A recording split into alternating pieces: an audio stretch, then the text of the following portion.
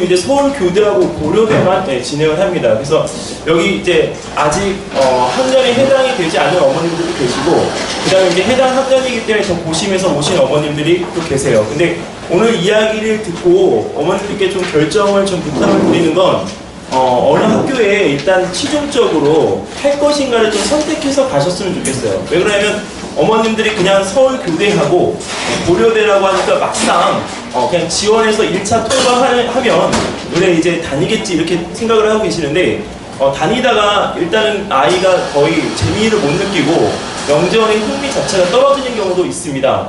네, 근데 그런 경우는 아이의 성향이나 이런 부분들이 고려가 안 됐기 때문에 실질적으로 영재원이라고 하는 것이 아이한테 좀 도움이 되고자 해서 갔는데 오히려 역효과가 나는 경우들도 있습니다. 그리고 이제 서울교대하고 이제 그 고려대학교가 추구하는 방향이 서로 약간은 좀 달라요. 그래서 일단은 어머님들이 영재원 가실 때 거리가 멀어서 고려대는 안 가고, 네, 거리가 가까워서 조금 여기 교대는 가겠다. 이거는 어머님, 네, 어머님의 판단이시는데, 이거는 그 와중에 어머님들이 거리 때문에 고민을 하신다면 아예 영재원 어머니 교육청으로 돌리세요. 네, 대학교를 갈 이유가 없어요. 네, 왜 그러냐면 대학교를 서울교대하고 고려대를 그래도 1순위로 꼽아주는 거는, 일단 서울교대는 그 2000년대 초반 때 학문 적성 검사라고 하는 걸 봤어요. 얘네가 시험 문제가 어떻게 나오냐면, 시험 문제 마지막 사랑에 나온 문제가 HIV예요. 그러니까 애들이 실질적으로 학문 적성 검사에서 어느 정도 난도까지를 소화해낼 수 있는지 교과 중도 범위에서 고등까지 체크했던 시대가 2000년대 초반대입니다. 근데 이제 후반대로 넘어오면서 시험이라고 하는 부분이 선행금지법 때문에 안 보게 되고 이제 그게 자소서로 돌려져서 하는데 이제 객관성이 좀 많이 떨어졌죠. 어머님들 그게 궁금하잖아요. 내 아이가 왜 떨어졌을까? 네, 왜냐면 그래도 내 아이는 그래도 한 가닥 하는 아이인데 왜 떨어졌는지가 궁금한데 이유를 알 수가 없어요. 교수님한테 가서 물어볼 수도 없고. 근데 실질적으로 교수를 찾아가서 물어보는 어머님들도 계세요. 네, 근데 정확한 답변을 듣기는 어렵습니다. 왜? 주관적인 평가니까. 근데 이번에는 어머님들이 아셔야 될 게, 서울교대가 시험을 보잖아요. 그러면 어머님 누가 제일 많이 응시할 것 같아요? 몇 학년일까요, 어머님? 3학년이에요. 네, 어머님들은 5학년하고 4학년들을 꼽으시지만 3학년들이 매년 벼르거든요. 왜? 선발 인원권이 자체가 4~5명 정도밖에 안 되기 때문에 시험에 있어가지고 애들이 어떠한 그 평가를 받고 떨어졌는지에 대한 부분에 그 추후 답변을 들을 수가 없었단 말이에요. 근데 올해는 시험을 보기 때문에 내 아이에 대한 객관적인 평가가 가능해요. 1차에서. 그래서 3학년이 올해는 시험을 많이 볼 거예요. 그리고 올해 3학년은 어머님들 잘 아시는 중학교 1학년하고 성향이 비슷해요. 그러니까 올해 중학교 1학년들이라고 하면 대치동 중학교 지금 다니는 애들 중에 가장 핫한 애들이에요. 왜? 애들이 잘하거든요. 그리고 자기 주도적으로 공부하는 애들이 중학교 1학년들이에요. 근데 올해 지금 현재 3학년들이 그래요. 이게 오히려 역전 현상이 일어날 수도 있어요. 근데 이제 만약에 인원에 대한 커트라인을 제한을 두겠다라고 한다면 이제 거기 있는 그 부분에 대해서 선발권이 그대로 유지가 되겠죠. 하지만 인원에 대한 제한을 두지 않고 아이들 선발, 순위들을 선발하겠다라고 한다면 3학년이 대거 또 붙을 수도 있는 상황입니다. 왜냐면 어제도 이제 그 아이들 데리고 이렇게 해보지만 4학년들, 5학년들은 뭐가 적으냐면 유창성이 적어요. 한 학년만 올라가도 창의력으로 풀어내는 이 게임에서 시간이 많이 걸려요. 딜레이가 많이 된단 말이에요. 그러니까 학년이 어릴수록 그 유창성 부분이 뛰어나기 때문에 오히려 1차 평가 때는 4학년하고 5학년이 수업 진도가 많이 나갔다고 해서 유리한 게 아니라 오히려 더 불리할 수도 있다는 상황을 어머님들이 아셔야 됩니다.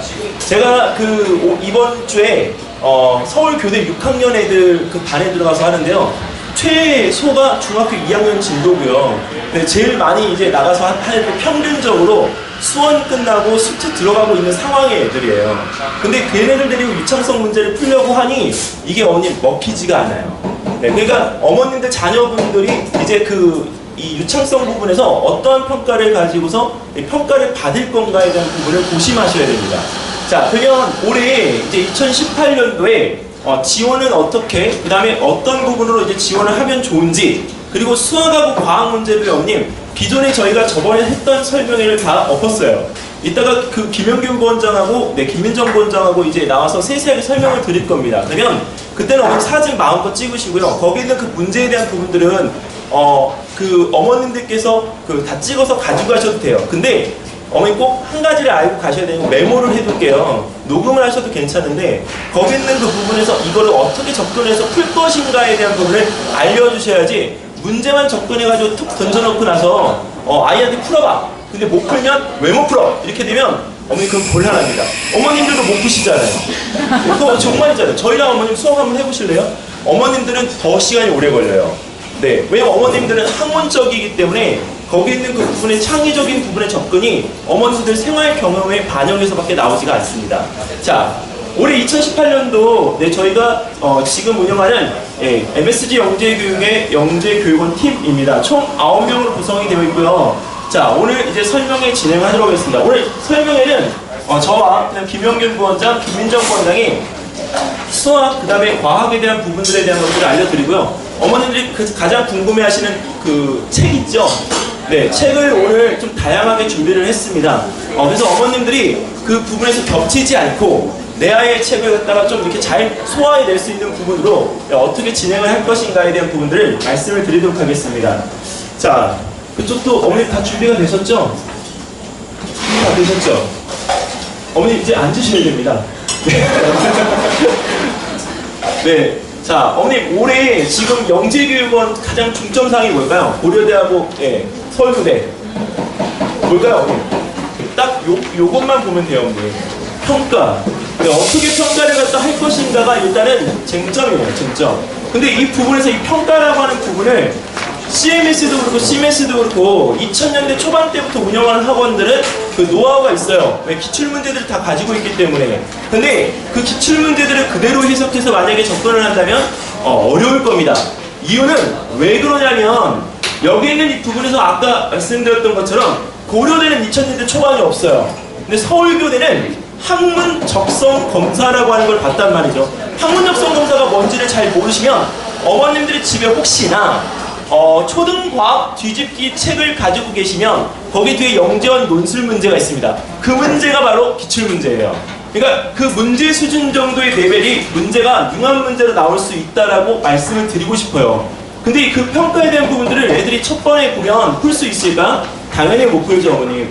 어머님, 그 모래를 갖다 쌓아놓고요. 그냥 모래에다가 우리가 분무기로 물을 뿌리는 거 하고 그 다음에 모래 위에다가 동전 하나를 갖다 올려놓고 분무기로 물을 뿌리는 게 어떠한 차이점이 있을까요? 어떠한 차이점이 있을까요? 혹시 말씀하실 수 있는 분? 아무도 없으세요?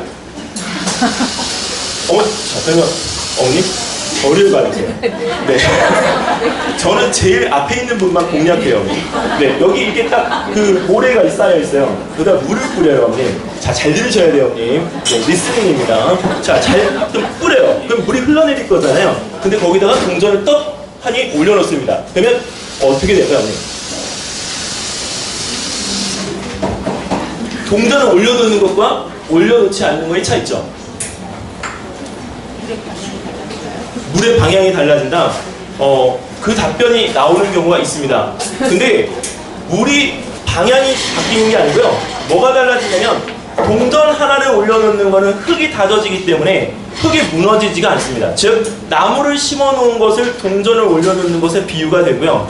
네, 그리고 그 동전을 올려놓지 않는 거는 다져지지 않기 때문에 우리 공극이라고 해서 그 알갱이와 알갱이의 사이에 있는 틈이 더 많이 벌어져 가지고요. 투수성이 생겨서 무너집니다. 그래서 산사태가 날 확률이 훨씬 더 높아지게 됩니다. 그거를 아이들이 어머님 해석해내야 돼요. 어디에 나오냐? 초등학교 4학년 2학기 지표의 변화에 나옵니다. 근데 그 부분에 대한 것들이 애들이 해석이 안 되면 실제적으로 교과 공부만 가지고 할 수가 없어요. 저희 나라는 이 평가 부분에서 하는 문제 해결력 평가나 창의성 평가가 교과서 기반으로 하지만 철저하게 선행학습 위주로 합니다. 그래서 항상 제가 말씀드리는 것이 이 평가라고 하는 부분에서 창의성이라고 하는 걸 하려면 아이들이 선행학습 부분에서 초등 영역에 대한 것은 정리가 되는 게 좋다라고 저는 말씀을 드려요. 안쌤 교재 중에서도 창의사고로 100제가 있는데 3, 4학년, 5, 6학년 버전을 볼 때 3, 4학년 걸 보려면 중학교 1학년 과학이 다 되어 있어야 돼요. 그 다음에 5, 6학년 버전을 보려면 중학교 3학년까지 과학이 다 되어 있어야 됩니다. 어머님들이 책을 떡하니 한 권 사줘서 그걸 갖다가 어머니 보라고 한다면 애들이 어려워하고 지루할 수밖에 없어요. 그러니까 아이들이 그 부분에서 이 평가라고 하는 걸 할 때 어느 수준에서 어떻게 고려를 할 것인가를 어머님들이 좀 정하셔야 되고요. 만약에 이게 책을 사줘서 안 될 것 같으면 그냥 어머님 학원에 보내세요. 가까운 근처의 학원에. 어머님들이 하실 수가 없어요. 자, 여기 어머님 그 집에서 어머님들 푸시려고 지금 이게 준비를 많이 하셨을 것 같은데 안재범 선생님하고 저하고 검수해서 쓴 교과 이 모의고사 문제집하고 CMS 이번 2017년도 판입니다. 그 다음에 여기 찍으세요 어머님들. 그 다음에 메스티안 황예린 선생님 그 부분에서 지금 나온 교재, 그 다음에 CMS 교재인데 사실은 이 교재 중에서 어머님 제일 난도가 있고 그래도 제일 노하우가 많은 교재는 사실 CMS 교재예요. 1031과. 근데 여기 있는 이 부분에서 어머님 철저하게 내용이 어렵습니다. 그리고 여기 있는 이 부분에서 모의고사로 가볍게 풀어보려면 여기 있는 이 모의고사 문제집이 좋은데 어머님 이 문제집들이 지향하고 있는 이 두 가지 부분이 어딜 지향하고 있을까요? 다 교육청이에요. 교육청이면 어디 문제를 근거로 했느냐? 바로 서울의 일단 여기 있는 교육의 중심인 이 대치동에서 나오는 강남교육청 데이터베이스를 근거로 해서 만든 문제집들입니다. 그러니까 대학부설과는 전혀 무관해요. 대학부설에 대한 거는 일단 여기는 문제 실을 수가 없어요. 탑재가 안 됩니다. 그래서 자체 내에 대한 이 부분에서 어머님들이 하실 때 문제 난도를 갖다가 하면 CMS, 그 다음에 여기 안쌤, 그 다음에 CMS하고 메스티아는 공통. 이 순서로 어머님들 기억을 해주시면 조금 이 필요한 문제집을 갖다 고르실 때 좀 선택권이 좀 부여가 될 것 같아요. 그래서 어머님들이 이번에 성대경 씨 같은 경우도 몇 학년인지 모르겠는데 벌써 책이 동나가지고 절판돼서 없어요. 그러니까 책 자체에 대한 부분들이 소중하기는 하지만 알고 사셔야죠. 어느 부분이 어떻게 맞는지를. 교육청 가실 때는 오히려 이 교재들이 편해요. 왜? 문제 난이도 자체가 무난하기 때문에. 하지만 대학부설은 그렇지 않습니다. 자, 어머니 오늘 저희가 지금 이제 어머님들 아까 아침에도 전화가 오셔서 물어보시는데 이 교재들을 가지고서 특강 수업을 하냐고 물어보더라고요. 저희는 하지 않아요. 왜? 여기 있는 이 부분에서 그렇게 할 바에는 어머님 책을 집에서 보지 학원에서 공부할 이유는 전혀 없죠. 그래서 이 영재팀 자체가 어머님들 그 회의에서 얻은 그 대비자료 자체 새롭게 구성한 내용하고 그다음에 아이들별로 또는 올해 이 변하는 사항에 대해서 저희들이 가질 수 있는 약점들에 대한 부분들을 보완하기 위한 자료로 해서 수업이 진행이 됩니다. 근데 이 부분에 대한 모든 결정들은요, 수학은 김영균 부원장, 그다음에 과학은 김민정 부원장이 팀장으로서 양쪽을 끌고 가요. 그래서 만약에 어머님들이 궁금하시면 오히려 이 두 부원장한테 와서 세세한 것들을 물어보시는 게 훨씬 더 도움이 됩니다. 자, 그리고 이 지금 현재 이 교재나 이런 부분들에 대한 것들을 갖다 고르실 때 내 아이가 처음 지원하기 때문에 조금 낮은 난도에서 시작을 하고 싶다고 하면 이 두 교재를 선택하셔서 어머니 준비를 하셔도 전혀 어렵지 않습니다. 자, 그리고 기출문제에 대한 부분들은 다뤄지고요. 그 다음에 창의 문제는 새롭게 올해 제작해서 2017년도에 수업에 지금 녹아 들어가고 있습니다. 자, 근데 서울교대하고 고려대가 이번에 이런 문제에 대한 대비를 갖다가 할 때 어떤 부분을 갖다 중점으로 두는가 딱 어머니 포인트만 잡아보면 영재성 검사하고 심층 면접, 관찰 수업, 자소서, 교사 추천서인데 다행히도 교사 추천서는 교사들의 업무량 분담 때문에 합격자들에 한해서만 받는다라고 올해 문제가 됐습니다. 자, 그리고 여기서 어머님 제일 중점적으로 봐야 될 게 뭘까요? 자소서일까요? 어딜까요? 요 딱 두 가지예요. 두 가지. 근데 첫 번에 준비해야 되는 건 어머님 심층 면접은 아니기 때문에 여기서 영재성 검사하고 자소서인데 이거의 비율을 한번 설정을 해드리면요. 영재성 검사가 60%면 교대는 여기서 자소서 비율은 40 정도로 생각을 하고 가시면 되겠습니다. 근데 심층 면접은 단독이기 때문에 얘네들은 관찰 수업이 없어서 심층 면접 자체에 대한 부분에서 이제 물어볼 가능성이 크고요. 어머님들 자녀분들이 별거 안 물어봤다고 해서 안심하시면 안 돼요. 교수마다 다 성향이 달라요. 그 2015년도에 어머님 1번 방, 2번 방 사건 기억하시나요? 아세요 어머니? 1번 방에 갔더니 다 떨어져. 2번 방에 갔더니 붙어. 미치는 줄 알았습니다 진짜. 똑같이 두 아이를 갖다가 놓고 갔는데 한 아이는 1번 방을 들어갔어요. 근데 한 아이는 2번 방을 들어갔어요. 근데 희비가 엇갈려서만 나왔어요. 왜? 당연히 1번 방에 들어갔던 애가 붙을 줄 알았죠. 근데 떨어졌어요. 근데 1번 방에 들어갔던 애들이 그 해에 우수한 애들이 굉장히 많았어요. 근데 그 다음에 어떻게 됐냐? 당연히 그 떨어졌던 애들 다 들어갔죠. 교대 영재원에. 그러니까 다 준비했던 애들이 또 뒤처지게끔 되어지죠. 그러니까 아이들 자체에 대한 부분에서 이 심층 면접에 대한 이 부분을 어머니들 그냥 단순하게 자소서에 대한 부분에서 간단한 것만 묻고 끝낸다고 생각하시면 안 돼요. 교수님마다 특징적이 있기 때문에 핥히는 교수님도 계시고요. 그 다음에 거기서 이렇게 편하게 물어보시는 교수님도 계시는데 순발력 있게 응대할 수 있어야 아이가 여기 심층 면접에 대한 부분에서 높은 점수를 받을 수가 있습니다. 이거는 단순하게 그냥 의대 형식 절차가 아니고요. 통과되어지는 부분에 있어서 철저하게 평가가 매겨지는 시스템입니다. 자, 그 다음에 고려대는 좀 다르죠. 영재성 검사가 1차에서 100%입니다. 네. 그리고 영재성 검사에서도 역시나 마찬가지로 2015년도에 그 문제 나온 것 중에 전체를 다 맞은 친구와 4문제 맞은 친구의 희비가 엇갈립니다. 4문제 맞은 친구는 1차를 통과하고 합격까지 가요. 근데 14문제 맞은 친구는 1차를 통과 못했습니다. 네. 당연히 왜 통과 못했느냐? 수업 진도가 높아서 이 문제를 푸는 데 있어서 너무 정확하게 풀었어요. 네, 작년에 고려대학교 영재교육원 설명회 갔다 오신 어머님은 A는 안 돼, A0는 된다라고 하는 영재교육원 원장의 말을 들으셨을 거예요. 근데 그 말이 뭐냐? 편중되어진 영재를 갖다가 뽑겠다라고 하는 성향이 강해요. 그 작년에 7,000명이나 몰렸는데도 불구하고 왜 떨어졌을까 궁금하지 않으세요? 어머님 자녀분들이 너무 똑똑하기 때문이에요. 네, 편중되어진 영재들이 아니란 말입니다. 네, 그래서 여기 있는 이 부분에서 아이들 자체가 이제 그 심층 면접에서 여기 있는 관찰 수업을 갖다가 이제 지향을 하고 자소서는 간단하게 거기 있는 부분의 확인 정도만 하는 역할을 하기 때문에 고대 자소서는 여기 있는 이 부분에 대해서 비중 자체가 서울교대보다는 낮습니다. 자, 그런데 어머니 제가 힌트를 하나 드릴게요.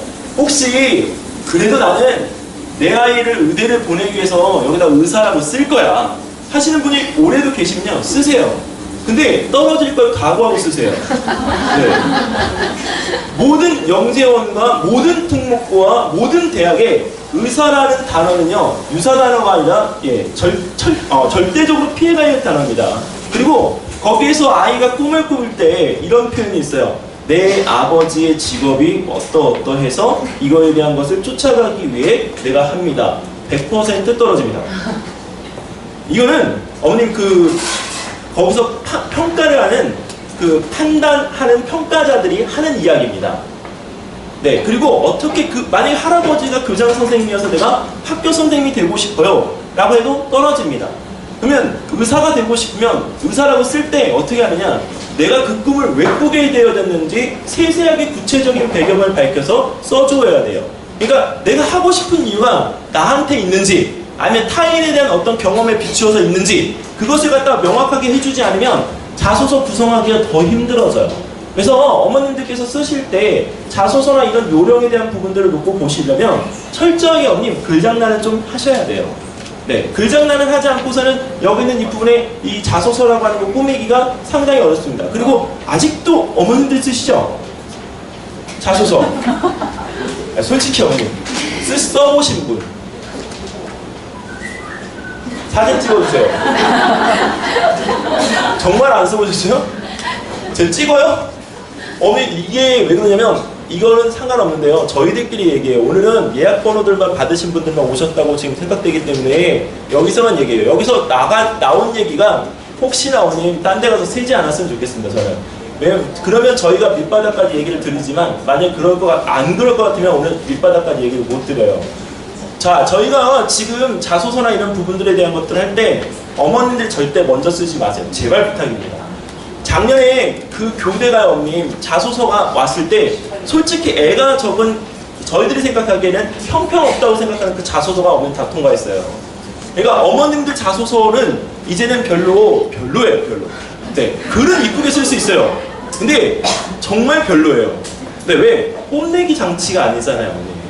뽐내기 장치가 아니란 말이에요. 그래서 자소서에 대한 부분은 뼈대를 구성할 때 아이한테 어머님 1차적으로 쓰게끔 하고요. 정 궁금하면 그거를 어머님 다른 데 어플라이를 해서 비교를 한번 해보세요. 그러면 거기에 대한 답이 나와요. 지금 모든 추세는요, 애들 중심으로 가서 애들이 한 거에 대한 결과물을 평가해서 좋은 점수를 주겠다라고 하는 취지이기 때문에 어머님들이 절대 손대시면 안 돼요. 어떤 보고서를 쓰든 어떤 그 결과물을 가지든 간에 애들이 직접 해야 됩니다. 자, 그리고 이거는 어머님 이제 성향별 지원인데요. 제가 오르고 내리고로 이 표현을 갖다 해드릴게요. 여기는 이거는 별로 그 영재원에서 지향하는 바가 아닙니다. 서울교대는 어머님 독립성에 대한 부분들을 별로 지향하지 않아요. 얘는 각각 개체들이에요. 근데 이 고려대 같은 경우는 다양성에 대한 존중 부분에서 굉장히 하지만 애들이 다 다양하다 보니까 색깔이 드러나지 않습니다. 자, 그러면 어떻게 되느냐? 지금 서울교대 같은 경우는요, 한중적이지 않아요. 학습적입니다, 얘는. 철저하게. 그리고 산만함이나 이런 부분들이 거의 없어요. 근데 이 자존감 자체가 높기는 하지만 실질적으로 많이 드러나지는 않아요. 쉽게 말하면 내숭쟁이들입니다. 근데 이 고려대학교는요, 어머님, 편중성이 너무 강하다 보니까 자존감도 높아요. 그리고 애들이 어머님 산만한 듯도 보이는데요, 산만한데 똑똑해요. 그래서 이 고려대학교 같은 경우에는 아이들 개체 성향에서 실질적으로 내 아이가 자존감이 높거나 산만한데 무엇인가를 갖다가 자꾸 혼자 해보려고 한다면 어머니 거리가 멀어도요, 고려대 가주세요 좀. 근데 그 왜 그러면 애가 맞는 데를 가야죠. 애가 맞는 데 여기다 집어넣고 엄마 다니기 싫어, 근데 어머님 스트레스 받아요. 그러면 어머님 왜 보내십니까 여기를? 차라리 그러면 어머니 교육청 보내시라니까 마음 편하게. 아니면 아예 그냥 집에서 다른 공부를 시키세요.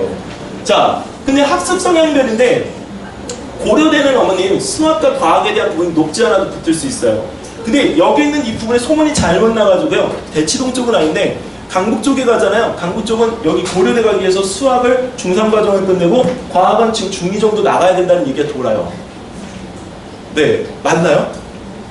저희 애들도 어머니 그렇게 안 다녀요. 근데 왜 그렇게 소문이 났는지 모르겠어요. 그 지역의 그 소문인 거죠. 자, 수학만 높아요. 어디가? 서울교대가.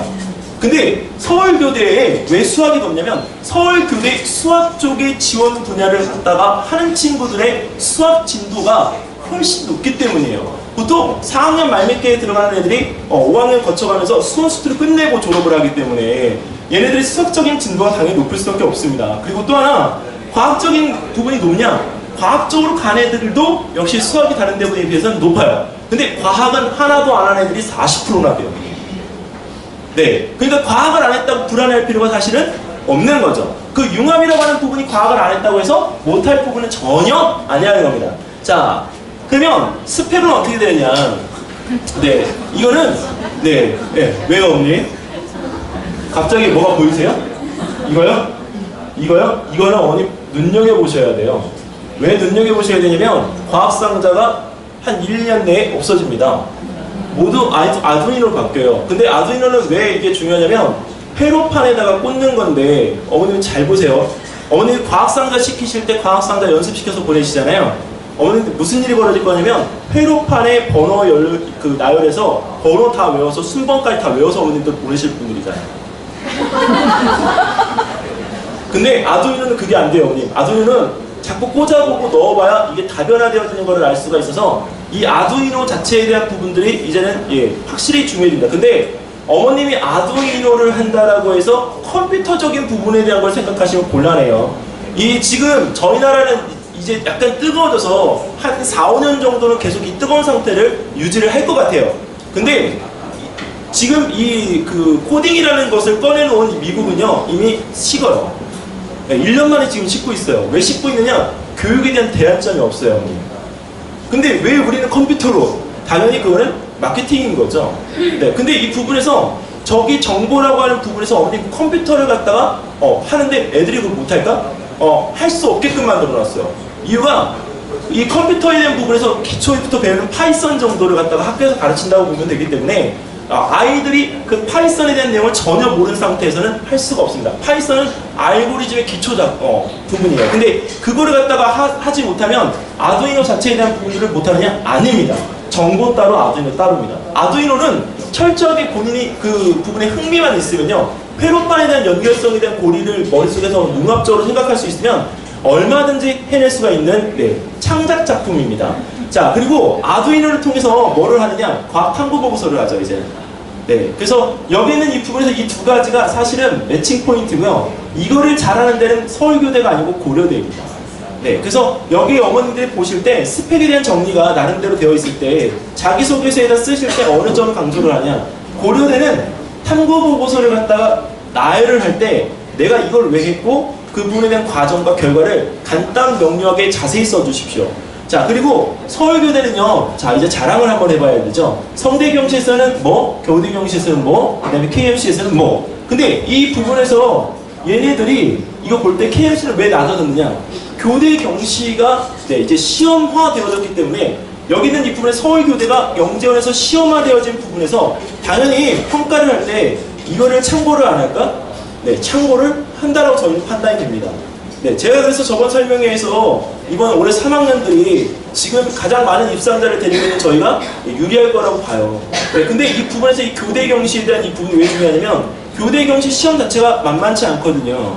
그리고 교대경시에서 이번에 바뀐 그 원장이 실질적으로 여기 아이들을 볼 때 이 교대경시 성향에 있는 수학과 과학의 그 우수자들을 판단을 안 할 수가 없습니다. 근데 그 인원 숫자가 뭐니 모아봐도 한 130명 돼요. 네, 걔네들만 해도. 그러니까 거기 있는 부분에서 이 자체에 대한 부분의 교대경시가 앞으로는 굉장히 중요해질 거고 오히려 성대경시보다 이 시험이 월등히 교대 영재원을 지원하는데 유리할 거다라고 저희는 판단이 됩니다. 자, 근데 고려대는 성대경시는 비중이 별로 없어요. 왜? 자소서에서 이 비중은 굉장히 적습니다. 자, 그리고 KMC도 적습니다. 교대경시도 적어요. 네, 그럼 고대경시를 봐야 되냐? 아닙니다. 안 봐도 됩니다. 네. 개인 또 몰려가실까봐 그래요. 안 봐도 됩니다. 이 고려대 이제 장사 안 해도 됩니다. 네, 그러니까 거기 있는 그 부분에서 이 경시 자체에 대한 부분들을 할 때 고려대는 이 비중이 낮다. 근데 서울교대는 아직까지는 성대경시와 교대경시가 살아있기 때문에 여기 있는 이 부분에서 요거에 대한 부분을 보셔야 되고 2018년도에 저희가 컷을 볼 때 어느 부분에 치중을 하셨으면 좋겠냐면 서울교대는 네, 교대경시와 과학탐구 보고서 자, 그 다음에 아동용 세 가지. 왜? 쟤네는 정보가 없님 별도로 따로 있거든요. 네, 나중에 여기 있는 이 부분에서 뒤에 가면 설명드리겠지만 따로 갈라질 때 정보 파트가 따로 있습니다. 그 다음에 고려대학교는 네, 아두이노 쪽이 더 강조가 될 것 같아요. 왜냐면 애들이 영재원 수업을 듣지 않고 듣는 특강 수업에서 가장 많이 애들이 그 좋아하는 것 중에 하나가 아두이노 기반의 네, 특강 수업이에요. 그래서 여기 있는 이 부분에 커트라인을 둘 때 내 아이의 성향상 어느 부분에 커트라인을 넣어야 될까? 요 네 가지입니다. 네 가지.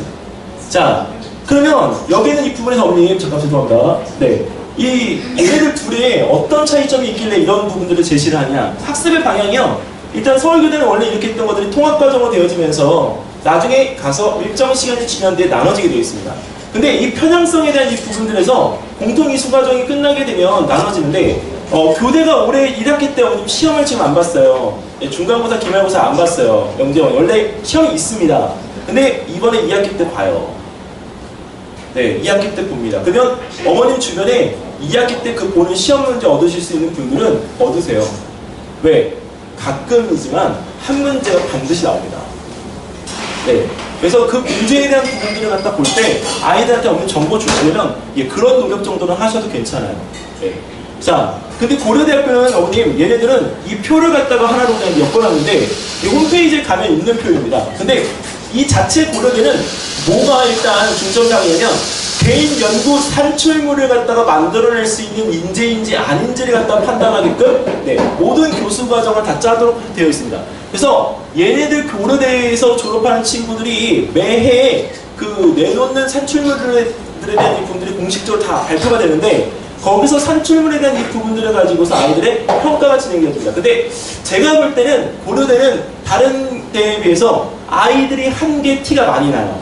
이유는 예, 형식적인 부분들이 어른스럽지가 않습니다. 그래서 고려대에서 어머님 그 아이들의 그 산출물들 갖다가 만약에 후차적으로 하실 때는 좀 기다리기가 지루하시지만 애가 끝까지 어머님 할 수 있는 기반으로 해서 하시면 오히려 나중에 그 승급할 때 효과가 훨씬 더 좋습니다. 이유는 제가 2014년도에 2015년도, 2016년도에 계속했는데 2014년도는 저도 첫 해였기 때문에 잘 몰랐어요.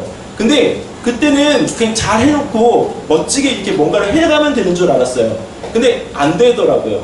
뭐가 제일 중요하냐면 만들어가는 과정 속에서 교수하고의 커뮤니케이션이 제일 중요했어요. 근데 그 커뮤니케이션이 첫 번째는 안 됐고 두 번째, 세 번째는 잘 됐어요. 그러다 보니까 교수의 방향 그대로 이렇게 해주다 보니까 나중에 가장 관심을 가지게 되는 작품이 되는 거죠. 그래서 실질적으로 산출물을 가지고 승급하는데 어렵지 않았습니다. 그래서 이 고려대 같은 경우는 이 산출물 부분에서 내가 무엇을 갖다 할 것인가를 교수하고 커뮤니케이션 할 수 있는 루트를 계속 가졌으면 좋겠고요. 그리고 또 하나는 여기서 얘네들은 과학 정보, 수학 정보 융합으로 수업을 갖다 듣기 때문에 실질적으로 지금 현재 운영되고 있는 서울교대 프로그램보다는 훨씬 더 낫다고 판단이 되어집니다. 자, 어머니 그러면 지금 이제 제가 전반적인 이야기를 드렸고요. 자소서는 제가 마지막에 또 한번 드리겠습니다. 근데 올해 지금 이번에 가장 핵심사항이 영재성 검사하고 창의성 문제이기 때문에 실질적으로 여기 있는 이 부분들에 대한 게 어떻게 나올 건지가 이제 궁금하시죠? 그래서 제가 김현균 부원장을 모시고 거기 있는 그 부분에 대한 거 자세하게 설명을 듣도록 하겠습니다. 큰 박수로 말씀해 주시기 바랍니다.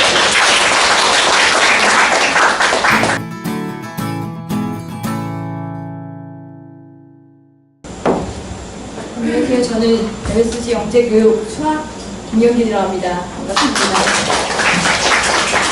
제가 이 사진 좀 빼달라고 부탁을 드려요. 애들이 너무 선생님 왜 꽃받침 했냐고 이쁜 척하냐고 맨날 올라와서 바꿔달라고 했는데 이걸 또 쓰셨네요. 우선은 제가 서울교대랑 고려대 기출문제 안내를 한번 분석을 해보고 또 이제 아이들과 지금 지난주에 오픈을 했었거든요. 그래서 이 문제 중에서 아이들이 한번 경험을 해본 적도 있어요. 지난주에. 그래서 어머님들 원하시면 기출문제는 얼마든지 찍으셔도 돼요. 제가 사진 찍히는 걸 좋아해서 찍으셔도 되지만 실제로는 아이들 보내주시는 게 더 좋습니다.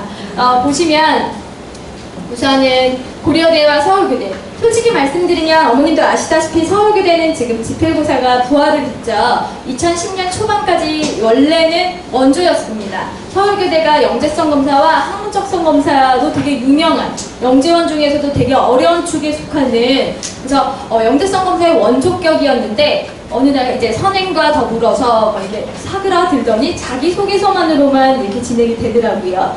그래서 이제 그 후에 나왔던 이제 신흥으로 이제 고려대가 나왔었는데 고려대는 아시다시피 또 시험이 있어서 그리고 또 고려대는 되게 반복되는 유형들이 굉장히 많아요. 그래서 어머님들 한번 보시라고 제가 어떤 유형들이 계속 나왔었는지 하지만 올해도 정말 그렇게 나올 것인지는 모르겠지만 우선은 한번 보여드리도록 하겠습니다. 지난해 2017학년도 고려대 영재교육원에 이제 어떻게 진행이 됐었나 아이들이 시험을 보고 와서 제일 먼저 했던 소리가 선생님 시간이 너무 부족했어요. 그리고 무려 4교시라는 얘기를 저한테 4교시를 했더니 한번 보시면 어머니 이게 융합이 이제 수학 융합입니다. 여기 보시면 20분씩이었어요. 20분씩 4문제.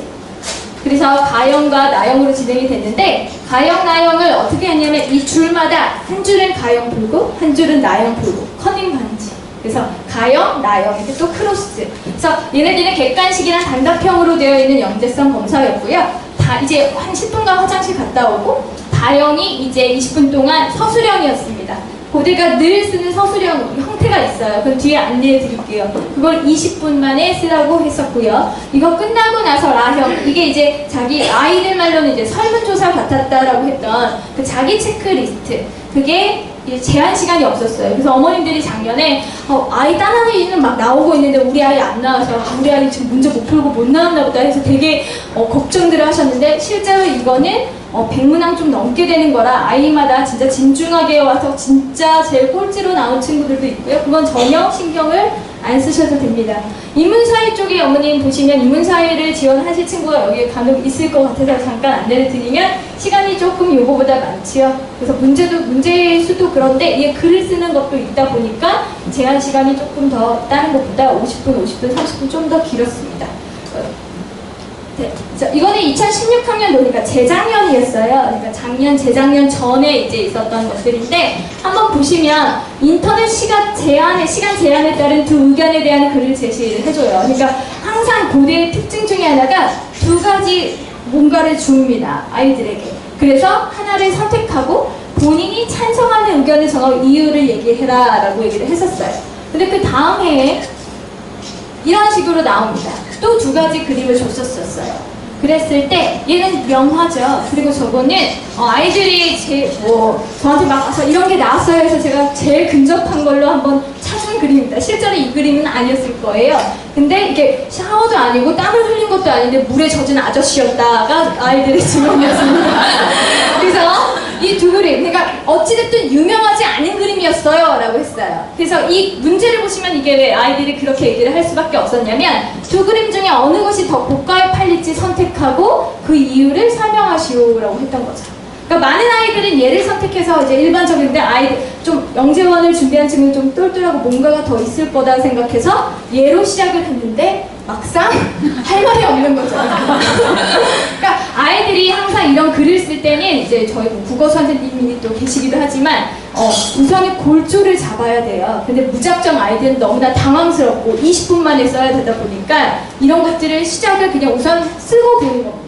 그래서 이런 유형들이 두 가지 중 하나를 선택해서 본인의 타당한 근거를 대야 되는 유형이 나옵니다. 그리고 이게 이제 2016학년도 이전에 나왔던 이게 문제였는데 이것도 지금 제가 이제 뜨문뜨문 이렇게 했는데 어떤 거였냐면 한국 지도 보고 주어진 점을 이어서 만든 각 중에서 세 번째로 큰 각을 찾으시오라고 했었어요. 물론 점은 더 많았었을 겁니다. 아이들이 그 전까지는 얘기 못하고 선생님 제주도에 하나 찍혀 있었어요가 증언이 전부였습니다. 근데 이렇게 나왔어요. 그래서 애들한테 한번 연습을 시켰어요. 그래서 예를 들어서 뭐 이런 식으로 연결을 다 이제 자로 해주는데 대부분의 아이들은 이 안쪽만 생각을 하는데 바깥쪽 외곽도 생각해주는 친구도 있습니다. 그러니까 그런 것들을 평가를 하는 거죠. 근데 이렇게 해서 막 그때 연습을 막 시켰더니 다음에 이게 나왔었어요. 고대는 그래서 반복이 됩니다. 이건 뭐였냐면 아프리카 지도를 보고 주어진 점들 중에서 세 점을 또 이어서 가장 작은 값과 가장 큰 값을 찾았어라 라고 했고 실제 지역에는 A, B, C, D 뭐 I까지 붙어 있었다고 아이들이 얘기를 해줬어요. 그래서 이 세 점을 연결해서 하는 것들 계속 반복이 되는 거 보이시죠? 그 다음에 자 이거는 고려대에 정말 3년 연속 나왔던 것 같아요. 뭐냐면 아이들에게 주제 하나를 던져주는데 항상 주제를 던져줄 때 자료를 줍니다. 표를 준다든지 그래프를 준다든지 기사 일부를 발췌해서 주면 그 두 자료를 보고서 본인들이 예를 들어서 주제를 선택하고 그 주제에 대한 찬성과 반대를 둘 중에 하나 쓰는 게 아니라 둘 다 써야 되는 문제예요. 항상 찬성과 반대 다 의견을 쓸 줄 알아야 되는 거죠. 그 유형이 계속 나옵니다. 그래서 이 첫 번째가 TV를 각 방에 두는 게 좋으냐 거실에 두는 게 좋으냐라고 선택했으면 각 방에 두는 게 좋다도 써야 되고 거실에 두는 것도 좋다라고 또 써갈 줄 알아야 되고 또 종이책과 전자책이면 종이책도 얘기할 줄 알아야 되고 전자책도 얘기를 할 수 있어야 됐던 거죠. 그래서 이렇게 연습을 시켰더니 다음에 이게 나왔습니다. 여기 보면 이게 작년 문제예요. 이게 제일 따끈따끈한 2017학년도 영재교육 문제인데요. 주어진 주장에 대해서 찬성과 반대 입장을 글을 A 자료와 B 자료만을 이용해서 모두 쓰시오. 주장이 뭐였냐면요. 식료품을 일주일치를 한 번에 사는 것보다 하루치 필요한 것만 구입하는 것이 더 좋다가 주장이었고 거기에 대한 찬성과 반대를 각각 쓰는 거였어요. 근데 그 두 자료가 뭐였냐면 이거는 제가 그냥 아이들이 얘기해 준 거를 흐름만 이제 보고 수치는 뭐 별로 맞지 않고요. 보시면 이게 A 자료는 가구, 1인 가구, 2인 가구 이렇게 해서 이제 핵가족화 돼가고 있다는 걸 보여주는 자료였고 두 번째는 재래시장과 백화점. 백화점은 아이들이 조금 헷갈리게끔 하려고 좀 백화점도 매출이 좀 줄었다고 하지만 실제로 얘기하고 싶었던 건 전통 재래시장이 지금 많이 매출이 떨어지고 있다는 걸 보여주고 대형 마켓, 이런 대형 마트, 슈퍼마켓들이 좀 더 편의점 이런 것들이 증가하고 있다는 그 두 자료를 두고 A 자료, B 자료를 이용해서 두 개, 아까 전에 문제 보셨으면 아시겠지만 A 자료랑 B 자료만을 이용한다. 자기가 다른 걸 의견을 쓰면 안 되죠. 그걸 근거로 써야 되는 거죠. 이게 다형이었습니다. 아까 말씀드린 그 다형, 화장실 갔다서 쓰는 그 서술형 문제였습니다. 그 다음에 이제 이게 작년이 아니라 이제 재작년 문제였어요. 2년 연속을 한번 보시라고 했는데 첫 번째는 일정한 규칙에 따라 쓰여졌다. 이거 수에 대한 규칙 문제는 1번으로 되게 자주 나오는 문제입니다. 고려대에서. 2번도 보시면 아이들이 선행과 무관하게 그냥 부피나 건널비를 구하지 않더라도 실제로 이제 아이들이 창의적인 사고를 할 수 있는 근거를 수학적인 논리적으로 설명을 할 수 있나를 보는 문제인데요. 도형에서 색칠한 부분에 이제 여기다 물을 담글 때 가장 많이 들어간 걸 순서대로 나열하라는 문제가 나왔어요. 근데 이걸 연습을 시켰거든요. 그랬더니 작년에 이렇게 나왔습니다. 이것도 제가 아이들이 얘기해 준 거를 복원하느라 되게 많이 힘들었는데요. 아이들이 설명해 주는데 특히 4번은 아이들이 선생님 QR코드 같았어요 라고 얘기를 해줬어요.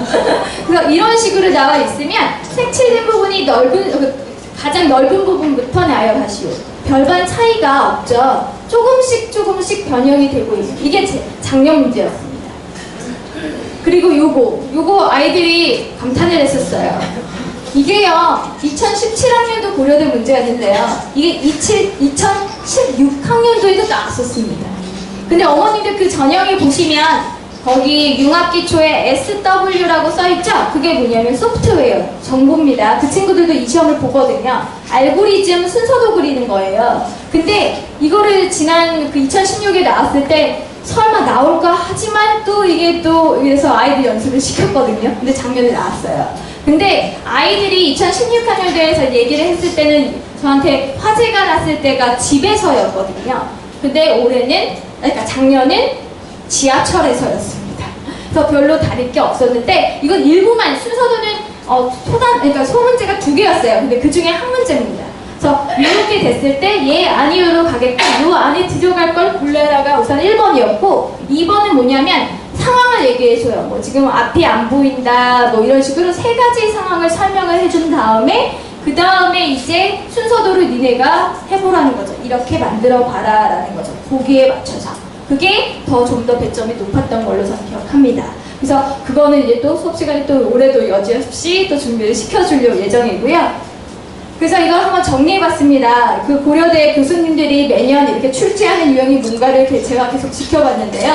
첫 번째는 수 또는 모양, 도형들 있잖아요. 규칙 찾아서 유추하는 거예요. 다음에 뭐가 나올지, 어떤 수가 나올지, 어떤 도형이 나올지. 그 다음에 분류 기준 정하기는 어느 해는 수학에서 나왔고요. 어느 해는 과학에서 나왔었어요. 그러니까 여러 사진 줘놓고 과학 쪽은 또 이따가 김민정 부원장님이 설명을 해주실 거고 그래서 한 번쯤은 분류 기준은 반드시 출제가 되었습니다.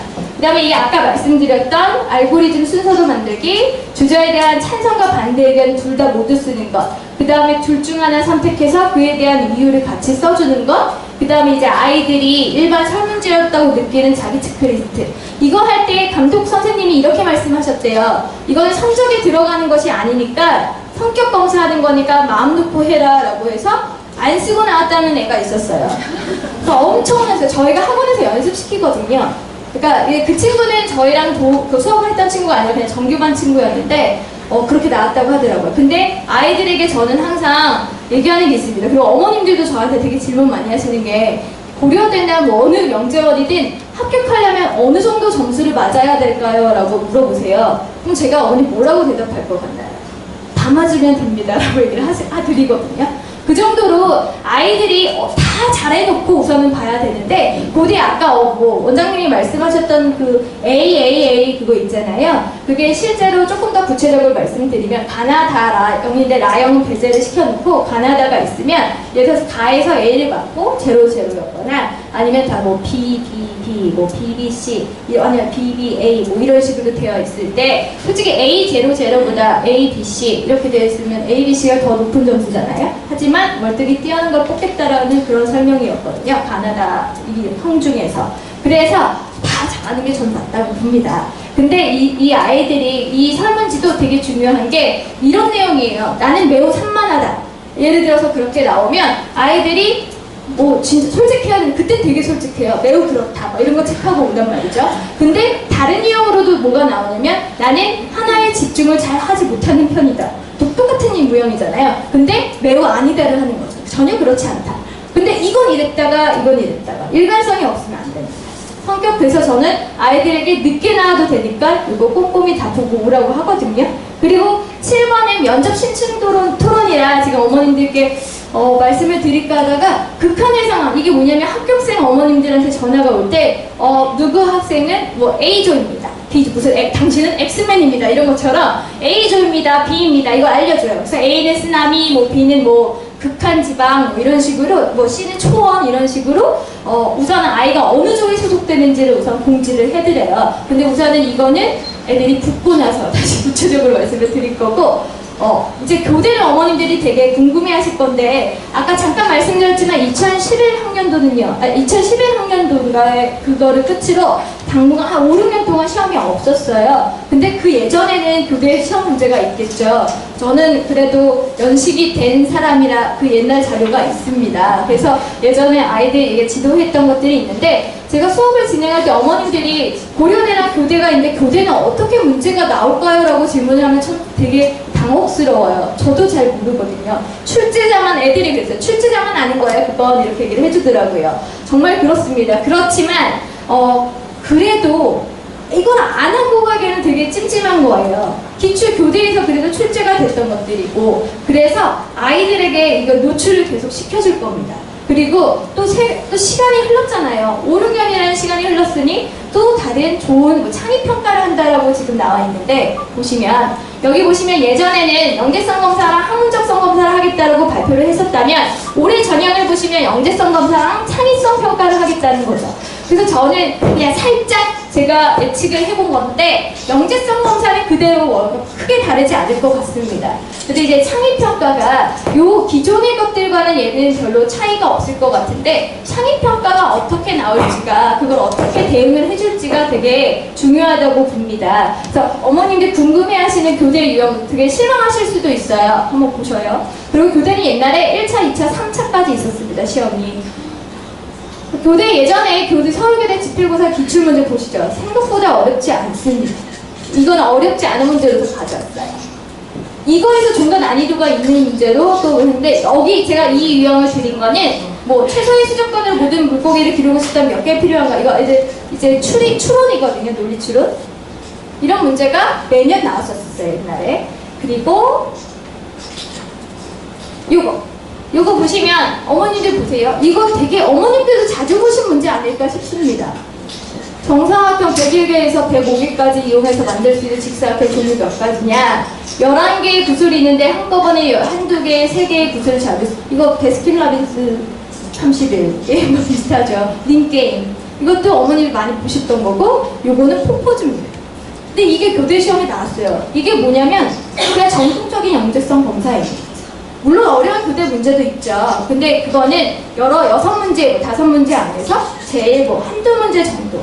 그리고 교대의 특징은 기하가 좀 더 어려웠어요. 대수는 오히려 아이들이 잘했는데 기하 쪽 문제가 애들이 되게 힘들어 했었던 부분이 있는데 그거를 계속 수업 시간에 이제 지도를 하고 있습니다. 이것도 한번 보시면 이게 그냥 저는 이제 교대에서 그래도 창의성을 많이 띄고 있는 문제라고 생각해서 한번 가져왔습니다. 이거는 많이 보셨죠? 요거 넓이 비교할 수 있는 방법. 이게 교대 문제였어요. 교육청 문제가 아니라 교대에서 예전에 출제됐던 문제. 그래서 이제 제가 꼬맹이들 보여주면 이걸 잘게 자른다라든지 이렇게 얘기를 하는데 이 모양으로 아이들이 물통을 만들어서 물을 한번 재본다라든지 어떤 아이는 여기다가 실을 대서 이렇게 해서 실 길이를 비교한다든지 아이들의 창의성은 되게 무궁무진합니다. 그러니까 그런 식으로 하는 창의를 평가하는 문항이고 얘 같은 경우에는 창의성보다는 이제 예측을 하는 거죠. 어떻게 될 것이다라는. 그래서 수과학적인 사고를 할 줄 알아야 되는 창의성인 거죠. 그래서 이게 뭐냐면 와인이 직사각형통에 저렇게 담겨 있을 때 이 뚜껑이에요. 이게 천장에 매달려 있고 뚜껑이 있어요. 그래서 이 뚜껑을 열면 와인통은 어떻게 될까를 얘기해 보라는 게 교대 문제였었어요. 그러니까 창의평가도 충분히 이루어졌던 거죠. 그러니까 이게 다 기출문제거든요. 예전에. 그래서 이런 걸 기반으로 조금 아이들에게 노출을 시켜주는 게 아무것도 안 하고 어떻게 하지? 하는 것보다는 계속 노출을 시켜주는 게 좋지 않을까 해서 이거와 플러스 영재성 검사 저희가 제가 이제 저희 팀이 계속 준비해왔을 때 요거는 이렇게 다 노하우가 있을 거잖아요. 그런 것들을 다 조금 아이들에게 조금씩이라도 노출을 시켜줄 예정입니다. 그리고 그렇게 하고 있고 그래서 보시면 비교를 한번 해봤어요. 그러면 이거는 서울교대랑 이제 교대였을 때 어머님들이 어떤 거를 좀 더 주안점을 두고 학생들을 뽑는지를 한번 궁금해하실 것 같아서 그리고 여기 보시면 아무래도 교대가 선행이 된 친구들이 좀 더 많이 뽑히기는 했었습니다. 예년에도. 그리고 예전에 시험을 볼 때도요. 지필고사를 볼 때도. 그리고 실제로 문제 어머님들 지금 보시면 아시겠지만 좀 더 창의성을 더 필요로 하는 거는 고대 쪽입니다. 자기 생각을 더 표현을 해야 되는 것들. 그리고 영재성은 전 솔직히 이거는 다 대등하다고 보고요. 자소서를 어머님들이 자소서 원래 교대가 좀 더 신경 써야 되지 않나요? 라고 많이 물어보시는데 저도 그거는 동의하는 편입니다. 왜냐하면 자소서를 그래도 교대가 열심히 봐왔으니까요. 그리고 아이들 제가 어제도 이제 부원장님이 얘기를 했는데 1, 2점 차이로 아이들이 당락이 결정되기 때문에 그 하나 어느 하나 놓치면 안 되기 때문에 다 준비를 해주시는 게 좋습니다. 그래서 어머님들 그러면 어떻다는 거야? 라고 하신다면 그냥 비유를 한번 해드리려고. 어머니 이게 뭐죠? 서울교대가 오즈의 마법사라면 고대 유형은 이렇게 됩니다. 그러니까 창의성이 정통적인 걸 기반으로 하지만 그걸 근거로 하지만 제가 생각하기에는 훨씬 창의성이 더 필요를 하는 거죠.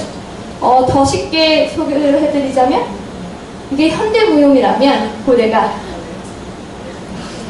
발레죠. 그러니까 좀 더 이게 참신함을 더 추구를 하는 고대라면 정통성을 추구하는 건, 클래식함을 추구하는 건 교대라고 생각하시면 이해가 좀 더 빠르지 않을까 싶습니다. 그래서 어머님들이 저에게, 저에게 또 저희 학원에게 제일 많이 문의 주시고 실장님들에게도 많이 문의 주시는 게 고려대를 지원할까요? 교대를 지원할까요? 수업을 두 개 다 들을 수가 없는데 교대 수업을 들을까요? 고대 수업을 들을까요? 어머님 노코멘트입니다. 이거는 다시 이해 전략 이제 또 설명을 들으시고 어머님들이 아이들의 성향에 맞춰서 판단해 주시는 게 맞을 것 같고요. 저희는 어떻게든 두 마리 토끼 다 잡아보도록 노력을 하겠습니다. 그럼 이어서 과학 쪽을 분석해 주실 김민정 부원장님이 있으셔요. 잠시만 이거는 어머니 궁금하신 점, 수학에 대해 궁금하신 점은 추후에 좀 이따가 찾아뵙도록 하겠습니다. 감사합니다.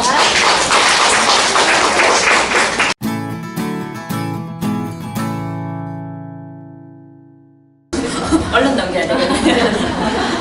아이들이 항상 저에게 묻습니다. 이분은 누구시냐고. 꾸미고 나오면 그렇게 될 수 있다. 이장원 같은 나오면 이렇게 될 수 있다 그러는데, 예. 사실 이 모습이 제 3년 전 모습입니다. 예, 학원에서 안 나가다 보니까 어느새 살만 붙어 있습니다. 예, 우스갯소리로 드린 말씀이고요. 예. 서울교육대학교하고 고려대학교 문제를 이제 과학 문제를 설명을 드리려고 하는데 사실 과학 실력이 선행이 많이 안 되어 있어도 풀 수 있는 문제들이 많이 있기는 합니다. 예, 그래서 원장님께서 저에게 오늘 주신 시간은 사실 10분이에요. 예, 그런데 친구들에게 문제를 좀 풀어보라고 이야기를 하면은요 10분 동안 사실 문제를 못 풉니다.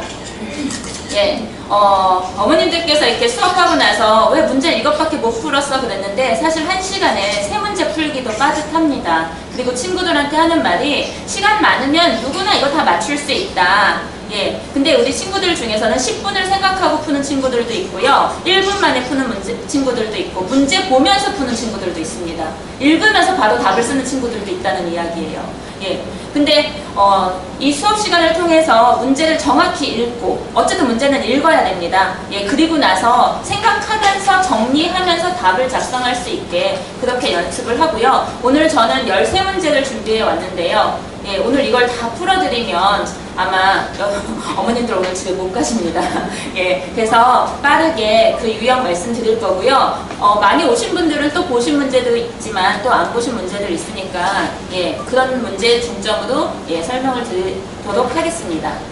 예, 지금 문제 유형 중에서 그냥 고대와 교대에서 뽑는 유형들 말씀드렸고요. 고대는 앞에서 김영근 부원장님께서 잘 말씀해 주셔서 고대에서 지금 서울교대에서 말하고 있는 지금 평가 방법은 영재성 및 창의성 검사, 창의적 문제 해결력 딱 이 단어만 나와 있거든요. 다행히 학문적성 검사라는 말이 빠졌기 때문에 이번에 이 창의성에 맞춰서 준비를 하신다면 어느 정도 완성도 있는 준비가 될 거라고 생각이 됩니다. 고대 유형으로 준비를 했습니다. 지금 이 문제는 작년에 출제된 문제이고요. 이 숫자 값은 사실 제가 예측해서 집어넣어 봤습니다. 좀 맞춰서 집어넣으려고 무척 노력을 했는데요. 아이들이 해준 이야기가 숫자가 0, 1, 2, 3밖에 없다라는 이야기를 많이 했는데 사실 0, 1, 2, 3이 아니라 30, 40 이런 식으로 숫자가 들어가는 게 맞거든요. 300값으로 이야기를 한다면은요. 근데 이미 여기에서 유형을 지금 분류를 해놓았던 것 같습니다. 그래서 4가지 숫자 정도로 지금 나타냈고 색깔도 숫자로 표현을 지금 되어 있는데요. 행성에 대한 자료를 보고 어떤 기준으로 분류하는 것이 가장 다양하게 분류하는 것인지 쓰시오 그랬는데, 사실 고대 연습을 하면서 작년에도 가장 많이 했던 것은 아이들한테 답을 쓰게 하고서 이제 뭘 해야 되지? 라고 하는 질문을 했습니다. 첫 시간에는 답을 못했는데 두 번째 시간부터는 친구들이 저희가 답을 많이 썼기 때문에 분류해서 정리해서 쓰는 그런 친구들이 이제 생기기 시작했고, 분류형, 기준이요, 이런 걸 잘 잡아야 됩니다. 뭐 이런 이야기들 많이 했고, 그럼 기준은 어떻게 잡아야 되느니? 뭐 이런 이야기를 했을 때 자신들이 분류 기준들을 말할 수 있는 그런 실력에 도달할 수 있게 되었습니다. 그래서 지금 여기에서 뭐 산소, 무게, 뭐 위성의 수, 크기, 물, 색깔 이런 것들 뭐 학생 때 사실 많이들 배우셨잖아요. 그럼 아마 기억에 이걸 달달달 외워서 시험을 보셨던 기억들이 있을 텐데요. 과학적으로 접근을 하면 사실 이게 암기가 아니라 원리이거든요. 그래서 그 원리 같은 것들을 좀 정리할 수 있는 그런 수업들을 진행을 하고 있습니다. 참 이게 어려웠던 문제인데요. 이것도 작년에 출제되었던 문제입니다. 동일한 물체를 100배 또 300배 확대한 모습을 보여주고서요, 연평균 정오 기온이 더 높을 것 같은 지역을 고르고 이유를 써라 그랬습니다. 제가 사실 이 그림이 아이들이 하는 말이 모두 달랐습니다. 보는 시각이 다 달랐기 때문에 제가 그냥 유추해서 비슷한 그림 유형을 한번 뽑아봤는데요. 동그란, 아이들이 그려준 그림은 동그라미였어요. 크고 작은 동그라미였고 뭐 가시 같은 것들도 있는 그런 그림들이었는데요. 사실 이게 지금 과학이라고 하기에도 좀 애매한 문제들이라고 생각이 되실 수 있는데, 기온이라는 말이 나왔기 때문에 과학 문제라고 지금 선택을 한 건데요. 기온에 따라서 변할 수 있는 것들이 무엇일까? 그렇게 유추해서 한다면 그냥 아이들은 쉽게 부피라고 생각을 할 수도 있겠지만은요, 기온에 따라 암석이나 온도에 따라서 암석이나 뭐 생물의 구조 중에서도 달라질 수 있는 부분이 있어서 제가 좀 그런 생물 쪽에서 한번 찾아보았습니다. 혹시 이 그림이 뭔지 이렇게 연상이 되시는 어느 무엇을 확대한 그림인지 아실 수 있을까요? 뭐 생각나는 거 있으세요? 들리는 것 같기도 하고 제가 아이들에게도 크게 얘기하라고 해주는데 기공사진이에요. 그래서 온도에 따라서 기공의 크기를 좀 달리해서 표현을 한 것입니다. 지금 데자뷰 보듯이 똑같은 게 또 나왔죠. 2016년도 문제입니다. 2016년도랑 2017년도 앞에서 말씀해 주신 것처럼 비슷한 유형이 반복되었기 때문에 그만큼 기준과 분류가 중요하다는 생각이 들고요. 친구들이 6가지 동물이라고 이야기를 해서 그 6가지 동물을 한번 집어넣어 봤습니다. 척추와 무척추 동물로 나누어서 봤고, 저라면 뭐 이런 동물들을 집어넣어서 문제를 출제할 것 같다라는 생각에 맞춰서 한번 유형을 했는데요. 그래서 이번에도 역시 표를 분석하고 그 자료를 해석할 수 있는 능력도 같이 키우면서, 그것을 분석한다라고 하는 것은 어쨌든 기준을 세우고 분류를 한다는 거거든요. 이건 보고서 쓰기에서도 아주 중요한 그런 스킬 중에 하나입니다. 아이들 중에서 보고서 쓸 때 표만 그리는 친구 있거든요. 근데 사실 표를 분석할 수 있는 능력을 가지고 있어야 됩니다. 또 데자뷰 같죠. 2016년도에 나왔던 것 중에 2가지 이렇게 이런 확대된 그림이라고 아이들은 모두 다 표현을 하고 있어요. 현미경 사진 같다라고 이야기를 하는데요. 그러니까 그만큼 이게 선행을 해서 뭔가 알아보는 것이 중요한 것이 아니라 그 순간에 이 유형을 보고서 같이 판단을 하라는 이야기겠죠. 그래서 지금 물에 넣었을 때 어느 것이 더 무거워지는지라고 지금 이야기를 해서 구멍이 좀 많은 거랑 이렇게 판 모양이 있는 것, 이런 것들을 이야기해서 이런 유형을 한번 준비해 봤습니다. 자, 고대 문제는요, 지금 과학 문제가 그렇게 많이 나오진 않는데 이런 유형이 나오고 있고요. 아까 체크리스트 이야기해서 제가 체크리스트 문제를 좀 준비를 해봤는데요. 저희 친구들에게, 저는 어머님들께 이제 말씀드리고 싶은 게, 지금 저희도 수업을 첫 시간을 했기 때문에, 수업 시간에 제가 첫 질문 하는 거 저번에 이제 설명을 하고 났더니 이번엔 그런 일은 없었는데요. 오늘 수업을 왜 왔니? 뭐 하러 왔는지 아니? 이렇게 물어봤을 때 이번에는 아이들이 다 눈이 반짝였습니다. 예, 제가 부탁드린 것들을 다 해주신 것 같은데요. 혹시라도 또 이번 주에 수업이 들어오는 친구가 있다면 수업을 왜 가야 하는지 그걸 아이랑 충분히 이야기해서 보내주셨으면 좋겠고요. 그래서 아이들이 의지가 반짝반짝 빛났고 선생님한테 꼭 하고 싶은 말이 있으면 한마디 적어달라 그랬더니 과학을 열심히 특히 가르쳐 달라고 해주는 친구가 있어서 그 친구들 이름을 기억을 하고 있습니다. 근데 없음 이런 친구도 있고 감사합니다 벌써 감사한 친구들도 있더라고요. 예. 자, 어쨌든 지금 어머님들이 학생들한테 좀 이야기를 해주셨으면 좋겠는 게요. 제가 친구들한테 이런 질문도 해봤는데 혹시 자기가 영재라고 생각하는 친구 소심하게 한번 손 들어보자 이렇게 물어봤더니 사실 아무도 못 들었습니다. 그냥 싱글벙글 웃기만 해요. 예.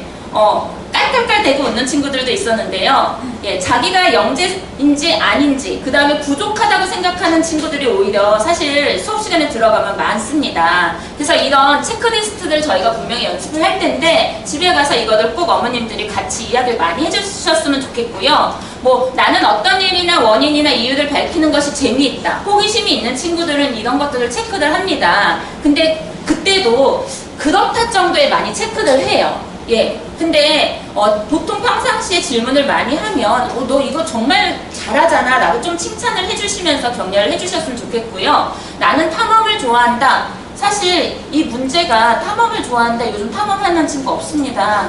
예, 뭐 탐험을 좋아한다. 나는 집에서 양파나 꽃 기르기, 곤충 기르기 이런 거 기르고 싶습니다. 하지만 기를 수 없습니다. 근데 기르지 않는다.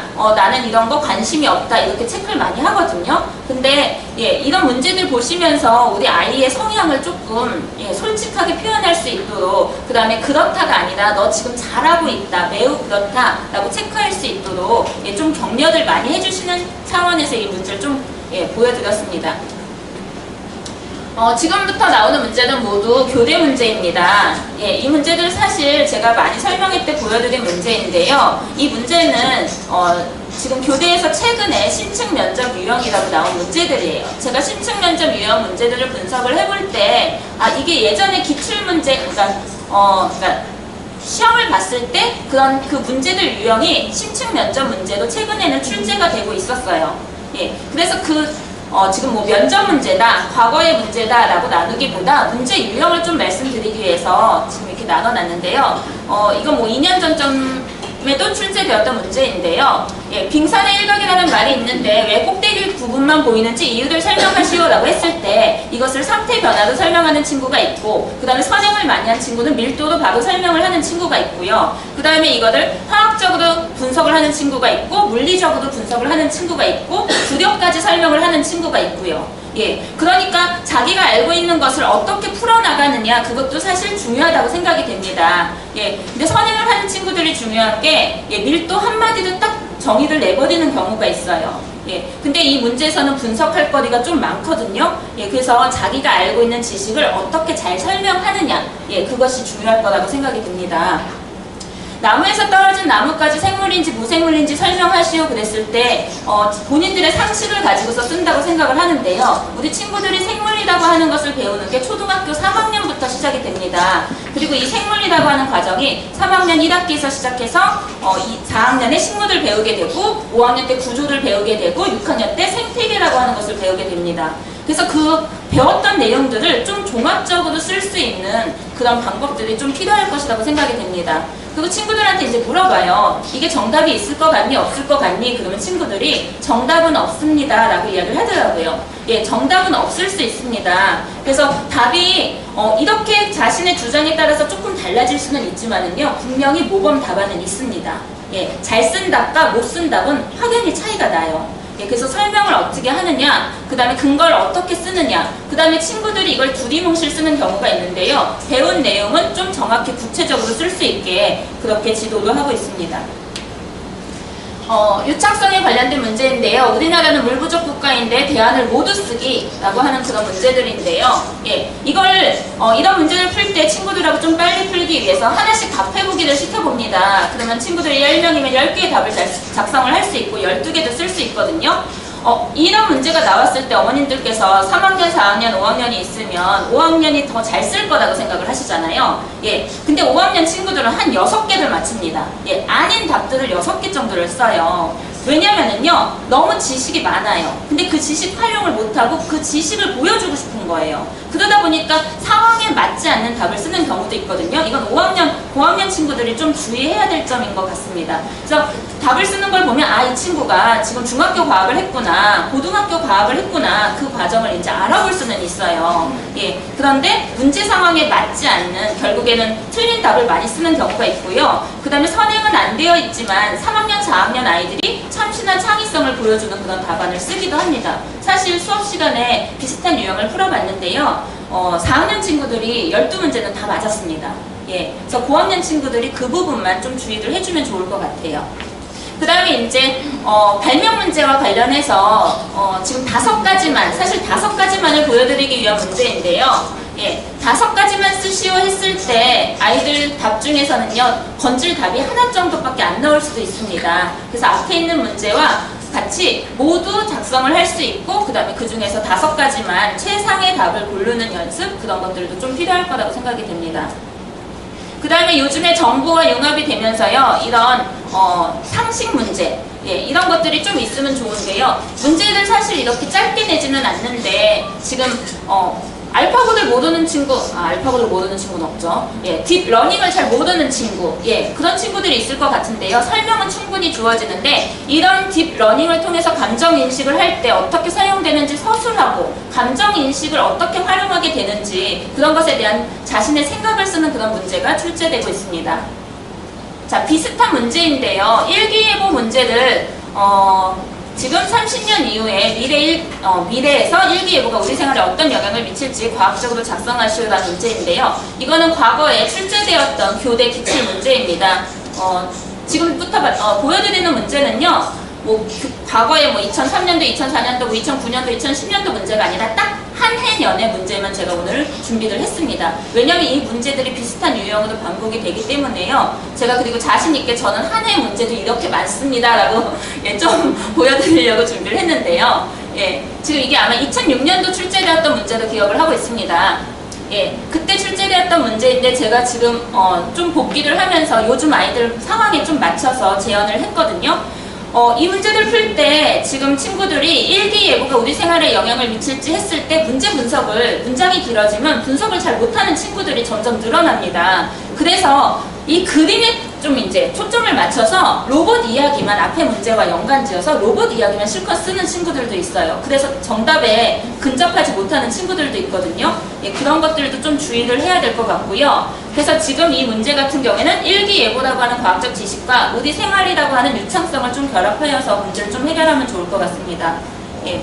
그 다음에 이 문제는 한 명도 못 맞췄던 문제인데요. 예, 이것도 실제로 출제되었던 문제인데, 예, 지금 이 문제를 했을 때 채가 창문으로 이제 부딪히는 일들이 많기 때문에 들어오지 않도록 하는 방법을 모두 쓰시오 했을 때 친구들은요, 방법을 막 쓰기 시작을 합니다. 한 문제, 두 문제 이렇게 방법을 쓰기 시작을 하는데요. 한 세 문제 쓰다가, 3개 정도 답을 쓰다가 이제 친구들이 이제 정지합니다. 예, 생각을 더 이상 하기가 어려운 거거든요. 그랬을 때 이제 저희 수업 시간에서 생각을 풀어내는 거, 예, 그게 무엇이 잘못되었는지부터 시작을 해요. 그래서 문제 분석부터 시작해서 답을 찾아가는 과정을 하는데요. 이건 제가 정답을 우선 말씀을 드리고 한번 해볼까요?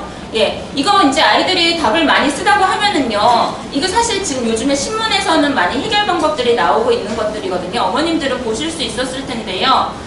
이 새가 왜 부딪혔느냐 원인 분석부터 하면서 방법을 찾아 나가는 그런 것을 선택을 하면 좋은데, 그 원인 분석도 또 잘못 선택을 하는 경우들이 있더라고요. 그래서 원인 분석을 했을 때 새가 왜 창문에 부딪혔을까 그랬더니 어떤 친구가 집안에 음식이 많아서, 예, 그런 이야기들, 음식물 쓰레기가 집안에 밖에 버려져 있었기 때문에 이런 친구들도 이야기했고, 빛 반사에 대한 이야기들도 많이 했고, 예, 그래서 투명하기 때문에 라고 많이들 이야기를 했는데요. 예, 보통 지금 학자들이 이야기하는 것들 중에서는 창문에 하늘이 비치기 때문이라고 이야기를 합니다. 예. 그 다음에 이제 그리고 나서 해결 방법 중에서도 최상의 방법을 이제 찾아내는 것까지 해야 됩니다. 그러니까 이게 시간이, 예, 이 문제 가지고서도 20분, 30분을 풀 수 있는 친구들이 있는데 생각하는데 시간이 걸리지만 그거를 정리부터 해서 답으로 이끌어내는 것이 지금 필요할 거라고 생각이 듭니다. 있습니다. 그 다음에 이제 마지막으로 실험 설계하는 문제들은요, 한 번 정도는 꼭 연습을 했으면 좋겠습니다. 예, 이 문제들이 출제되었다 안 되었다 그러면서 해마다 이렇게 왔다 갔다 하는 경향들이 있지만은요, 한 번 출제됐을 때 제대로 풀어내야 되기 때문에 이건 그냥 기본으로 쌓아두어야 된다고 생각이 됩니다. 예, 그 다음에 이제 보통 식물 문제로 많이 해서 물에 녹는 산소의 양, 예, 이런 것들에 대한 좀 특이한 문제가 출제된 적이 있어서 예, 이 문제를 예시 문제로 넣어봤습니다. 예, 지금 13문제 모두 다 풀었습니다. 예, 저희 수업 시간에 예, 저희 친구들하고요, 지금 자기가 가지고 있는 지식을 어떻게 활용하느냐, 그리고 어떻게 풀어내느냐에 맞춰서 진행할 거고요. 선행을 했다, 안 했다가 중요한 것이 아니라 창의성을 어떻게 끌어내느냐, 영재성에 어떻게 도달하느냐에 대해서 집중적으로 진행을 할 것입니다. 물론 평소에 대비하는 것이 중요할 것 같고요. 그 다음에 남은 기간에 만약 뭔가 더 준비하고 싶으시다면 기출문제 뭐 이렇게 많이 출제되어 있고, 그 다음에 이제 그 교재들 아까 원장님께서 소개해 주신 거 있는데요. 그때 주의하실 점은 답안을 보고 채점을 해주시는데 그 답과 다르다고 해서 우리 친구들한테 너 이거 틀렸어 라고 하는 말은 예, 조심해서 해주셨으면 좋겠습니다. 네 답도 맞을 것 같다. 예, 그렇게 근데 이 답도 알았으면 좋겠다라고 예, 해주신다면 학원과 가정에서 같이 지도가 잘 될 것 같습니다. 예, 원장님께서 이제 마지막으로 중요한 말씀들 해주실 거예요.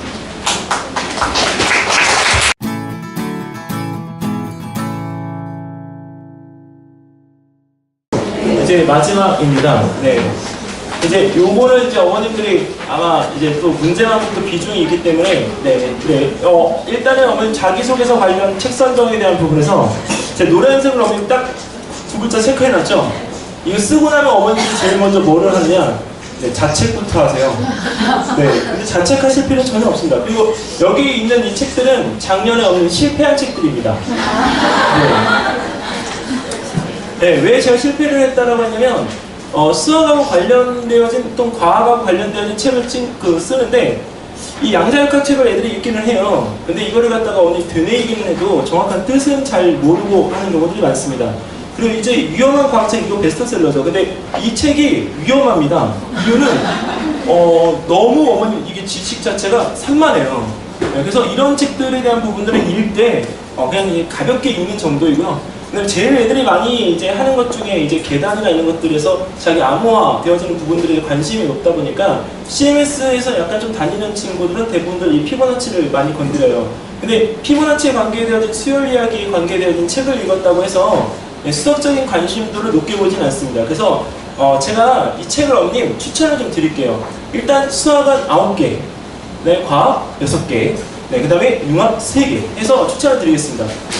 일단 자소서에 사용할 추천 도서는 수학은 수학 선생님도 몰래 보는 수학책이라는 책과 그 다음에 이제 인도 배다 수학이라는 부분에서 이제 연산법에 대한 수학이 나오는데 자, 이 수학책하고 그 다음에 수학 지식배 그 다음에 수학의 달인 이건 좀 버전이 낮습니다. 근데 이건 책 기반이어도 괜찮아요. 네, 그 다음에 끈자 그림으로 만드는 기하학세상 세상은 수학이다. 그 다음에 이제 천재들의 수학 노트하고 수학 시트콤 네, 수학의 수학이라는 책 9개입니다. 다 찍으셨나요? 네, 이 책들을 저희가 추천을 드리는 이유는 여기 있는 이 부분에 여러 가지들을 하는데 이야기를 만들어가기가 쉽기 때문이에요.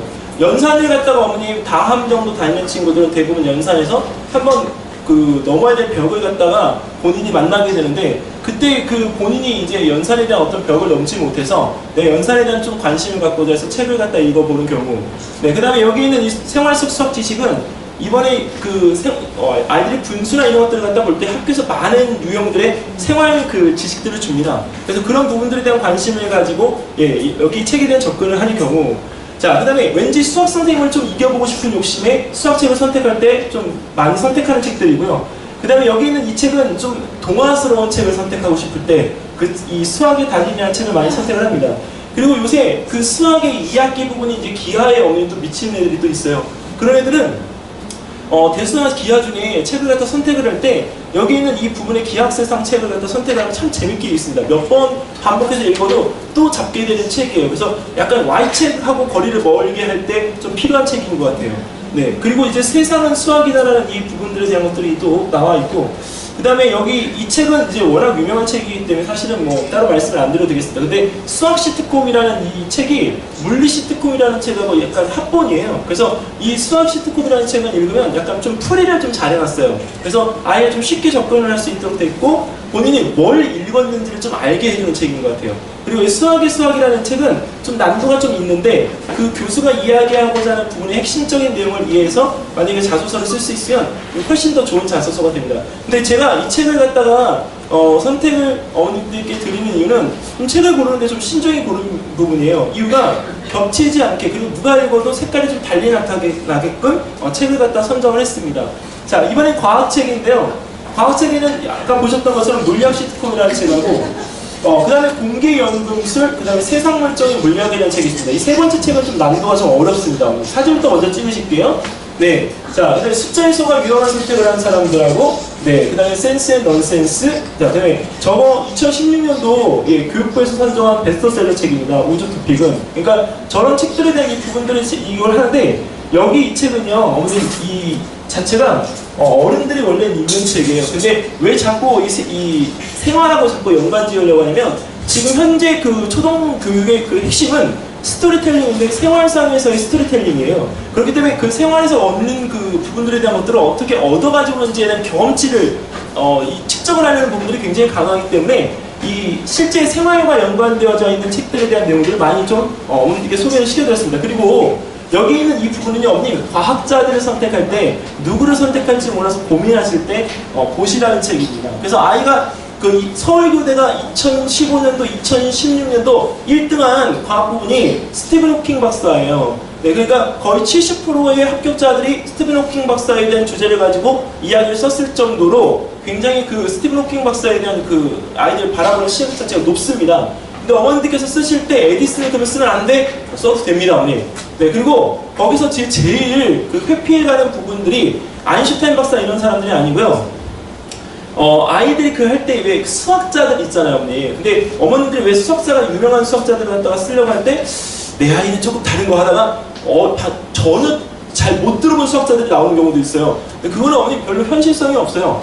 왜냐면 그 아이가 그거에 관심을 가질 정도의 수학에 대한 어떤 학문적인 관심이 있다고 판단되지는 않거든요. 그러니까 아이가 그 수학자에 대한 부분을 선택할 때는 어느 부분에서 그 경험치를 갖다가 받고 그걸 활용을 할 건지에 대한 이야기를 좀 들려주시면 좋아요. 자, 그리고 이거는 어머님 이거 자체에 대한 부분인데 이거를 나중에 인터넷에 쳐보시면 나옵니다. 이게 한국과학창의재단에 가면 이 파일을 다운로드 받도록 되어 있어요. 그래서 여기 있는 책들이 총 한 120권 정도 되는데 그 120권 책들을 갖다가 다 어머님들이 보시고 선택하실 수 있게끔 해놨습니다. 이거는 과학책만이에요. 네, 근데 과학책이 수학책도 있으니까 이 책들 많은 것들 중에 선택을 하셔도 네, 괜찮습니다. 이거 한글 파일로 어머님 다운로드 받으실 수 있으세요. 받으셔서 어머님들이 활용하시면 됩니다. 어머님들이 가끔가다 책을 갖다가 알려달라고 하시는데 사실은 책을 막 저희가 찍어서 알려드리는 것보다 아까처럼 저희가 이제 필요로 하는 때에 알려드리는 책과 전체적인 기본서를 갖다가 알려드리는 게 가장 좋을 것 같아요. 자, 그리고 이제 그 약간 융합 부분인데 융합 부분을 어머니 과학으로 놨죠. 왜 그러냐면 이제 실질적으로 애들이 그 융합에 대한 부분을 할 때 뭘 융합을 갖다 시킬지에 대한 부분을 잘 모르고 고르는 경우들이 많습니다. 그래서 일단 인문학에 관계되어진 융합책 생각의 융합이라는 책하고요. 그 다음에 융합 학문인데 이거는 어머니 과학책입니다. 그 다음에 우리가 그 미술 과학을 탐하다라는 저 책은 학문적으로 수준이 높습니다. 근데 애들이 읽어도 쉽게 이해할 수 있습니다. 근데 요 세 가지 책을 갖다 놓는 이유는 원래 과학은 어머님 미술하고 굉장히 연관성이 굉장히 많아요. 그래서 실제적으로 아까 피보나치 수혈했지만 거기에는 황금이나 이런 것들이 다 미술에 적용되어져 있기 때문에 미술이 과학에 같이 녹아져 있다고 보시면 되겠습니다. 그래서 수학도 같이 있고 그래서 전체적인 융합 부분에 대한 것들을 갖다 다뤄주는 책이기 때문에 융합 부분에 대한 것들을 어머님들이 활용하셔서 보시려면 이 책들에 대한 부분들을 한번 관심 가져주셨으면 네, 좋겠습니다. 여기까지 일부야 어머님. 네. 왜냐면 시간표는 이제 따로 어머님 말씀을 안 드려도 될 것 같아요. 저희가 지금 이제 운영하고 있는 부분 시간표들도 있고 다음 주에 이제 개강하는 시간표들도 있고 교육청은 지금 현재 4학년, 5학년, 6학년들이 10월 22일경에 오픈이기 때문에 대학 후설 다 끝나고 오픈할 예정입니다. 그러니까 어머님께서 추석 잘 보내시고 거기 그 추석 이후에 대학 후설 다 이제 1차가 결과가 나오면 그 후에 교육청들의 이런 부분들을 어머님께서 활용해 주시면 좋겠습니다. 자, 일단 오늘 좀 빠르게 넘겨볼게요. 여기 있는 부분 아까 보셨으니까 근데 이 내용에서 어머님 여기 자소서 비중에 대한 부분을 이렇게 지금 가볍게 나타냈는데 정말 오늘 가벼운 마음으로 쓰셨으면 좋겠어요. 그러니까 예년처럼 자소서의 비중이 많이 높지 않습니다. 그리고 또 하나는 이거 어머니 말씀드렸는데 이거 아직도 확인 안 하신 분들은 이거 다시 한번 확인을 하시고요. 저희가 이 부분에서 어머님 그 다음 주에 또 설명회가 있고 그 다음 주에 또 설명회가 있는데 9월 마지막 주차에는 교육청 설명회가 있습니다.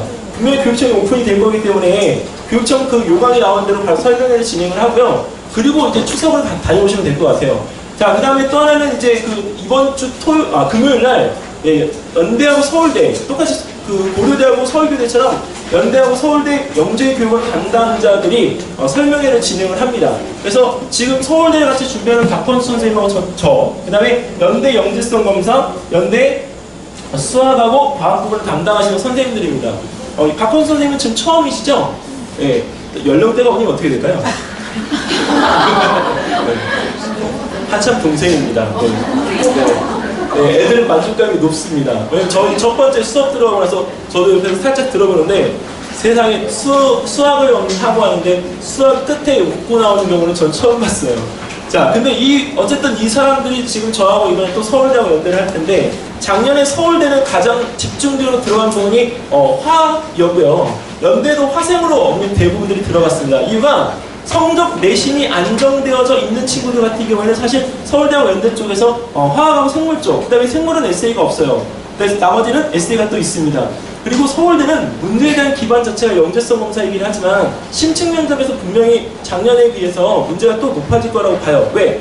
처음으로 애들을 제대로 받을 수 있게 됐잖아요, 언니.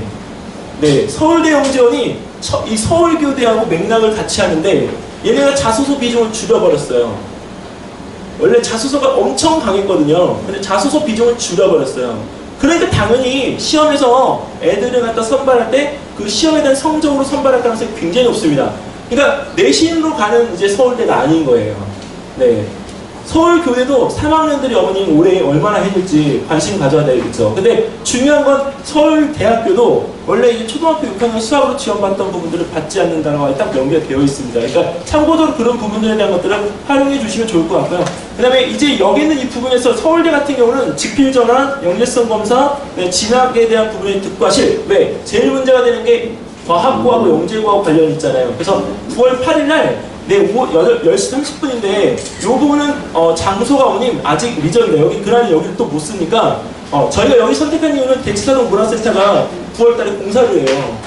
네, 그래서 어쩔 수 없이 지금 여기로 온 거니까 거기 장소 공지되면 또 말씀을 드리도록 하겠습니다. 자, 어머님 오늘 오셔서 지금 이야기를 듣고 가셨는데 잘 안 들리시거나 이해가 안 되시거나 그 다음에 개별적으로 상담을 원하시면 저희 상담실에 어머님 그 상담 신청을 해주세요. 제가 그 이야기를 듣는데 어머님들 문자 주셔도 개별적으로 연락을 거의 못 드려요. 수업 갔다 오면 저녁 10시이기 때문에 연락을 못 드리니까 상담실에 말씀해 주시면 상담실장의 이야기를 잘 전달을 해줍니다. 네, 그럼 오늘 다음번에 또 인사드리고요. 여기서 오늘 마치겠습니다. 감사합니다.